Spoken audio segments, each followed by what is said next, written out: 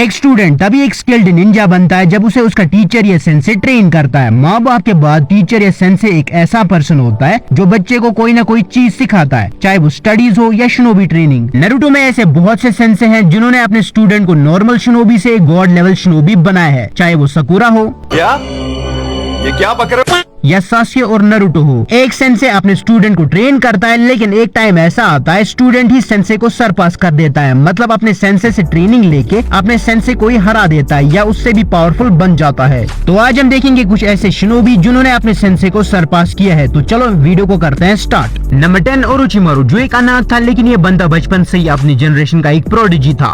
Orochimaru, Jiraiya और सुनाडे ये तीनों टीम 7 में थे और इस टीम का सेंसे था थर्ड होकागे हिरुzen सारुटोबी। लेकिन थर्ड शिनोबी वॉर के दौरान सुनाडे, जिराया और ओरोचिमारू हांजो द सेलेमेंडर से हार जाते हैं, लेकिन इन तीनों को हांजो 3 लेजेंडरी सानिन्स का टाइटल देता है। ओरोचिमारू का बचपन से ही इमोर्टल बनने का शौक था ताकि वो वर्ल्ड में हर एक जुत्सु को मास्टर कर पाए और वर्ल्ड में जितनी भी नॉलेज है उसे हासिल कर पाए। इसी कारण ओरोचिमारू डार्क पाथ पे चला जाता है और विलेज छोड़ देता है। एक बार हिरुzen ओरोचिमारू को ढूंढ लेता है। उस वक्त ओरोचिमारू अपना एक्सपेरिमेंट कर रहा था, लेकिन उस दौरान हिरुzen ओरोचिमारू को नहीं मारता और उसे भागने देता है।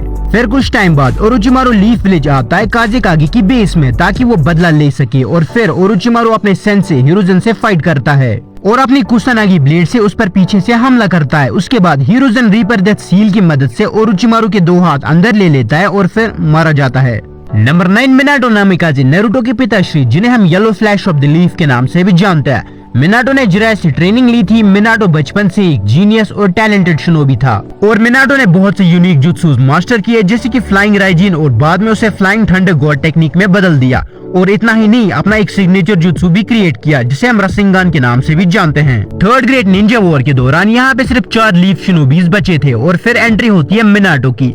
मिनाटो अपने टीममेट से कहता है कि तुम लोग बस कुनाई थ्रो करो, बाकी सब मैं देख लूंगा। और फिर मिनाटो तकरीबन 50 टून शिनोबीज को हरा देता है और इन्वेजन को रोक देता है। फिर कुछ टाइम बाद मिनाटो को 4th होकागे के लिए चुना जाता है। जब लीफ विलेज पर 9 टेल्स का अटैक होता है तो मिनाटो अपनी लाइफ सेक्रीफाइस कर देता है लीफ विलेज को बचाने के लिए। इतनी कम एज में मिनाटो ने इतना कुछ अचीव कर लिया था और अपने सेंसे को भी सरपास कर दिया था। नंबर 8 शिकामारू नारा, जो पूरे नारुतो सीरीज का एक लेजी कैरेक्टर था लेकिन एक जीनियस भी। शिकामारू, चोजी और इनो ये तीनों आसुमा के स्टूडेंट्स थे। आसुमा को पहले से ही पता था कि शिकामारू एक जीनियस है और आसुमा ने सीरीज में बताया है कि शिकामारू का IQ 200 प्लस है।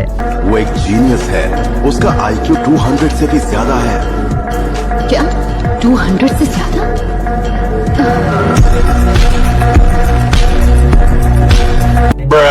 एग्जाम्पल के लिए आइंस्टाइन का IQ 160 था। अब मैं यहाँ पे शिकामारू और आइंस्टाइन को कंपेयर नहीं कर रहा हूँ, मैं बस तुम्हें एग्जाम्पल दे रहा हूँ। शिकामारू एक ऐसा शिनोबी था जो अपने दुश्मन को ताकत से नहीं बल्कि अपने दिमाग से हराता था। इस चीज का एग्जाम्पल मैं तुम्हें यहाँ देता हूँ। जूनियर एग्जाम्स के दौरान जब शिकामारू और तिमारी की फाइट होती है, इस फाइट में शिकामारू लास्ट में गिव अप कर देता है। मैच गया तेल लेने, मैं गिव अप करता हूँ।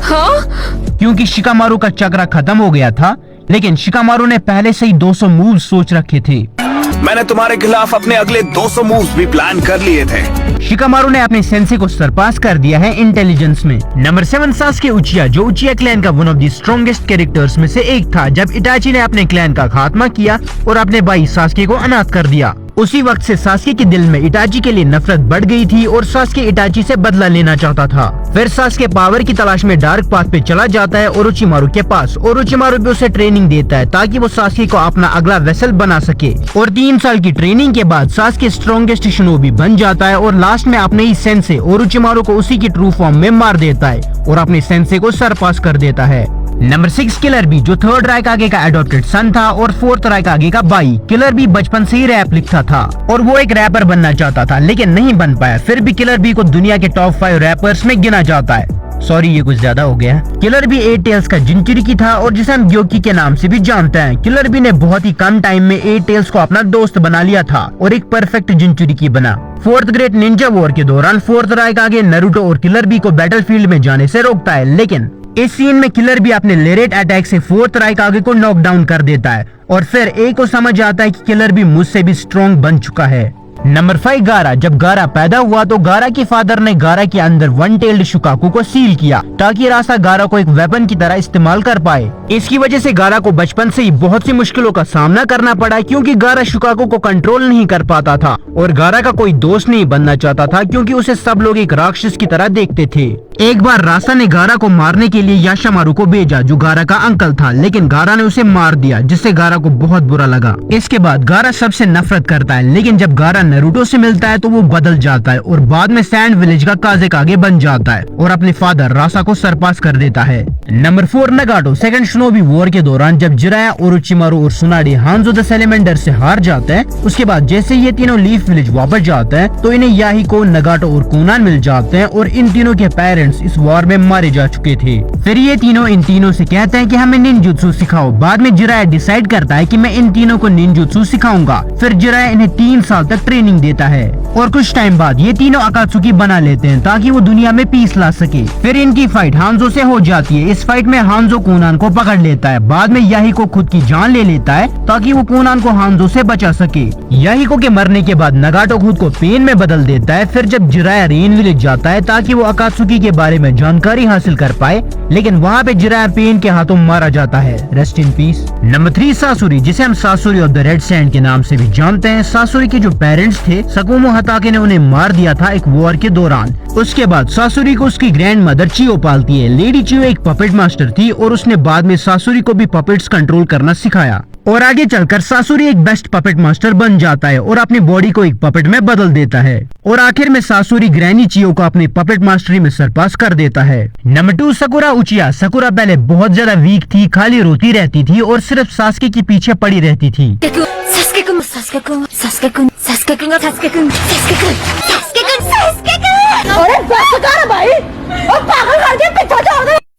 लेकिन जब सास्के ने इसे रिजेक्ट किया तो सकुरा ने फिर लेडी सुनाडी से ट्रेनिंग ली। उस ट्रेनिंग के बाद सकुरा इतनी स्ट्रॉन्ग बन जाती है कि सकुरा के पास मॉन्स्टर स्ट्रेंथ आ जाती है और वो 100 हीलिंग्स को भी मास्टर कर लेती है। लास्ट में लेडी सुनाडी को भी सरपास कर देती है और आगे चलकर सकुरा एक स्ट्रॉन्गेस्ट कोनोइची बन जाती है।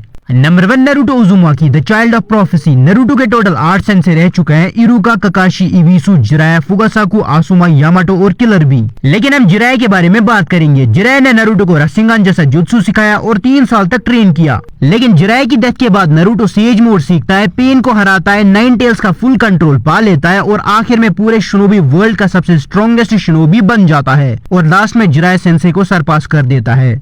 Hope you like it this video अच्छी लगी हो तो लाइक, फॉलो और सब्सक्राइब कर देना। Thank you so much for watching. Bye.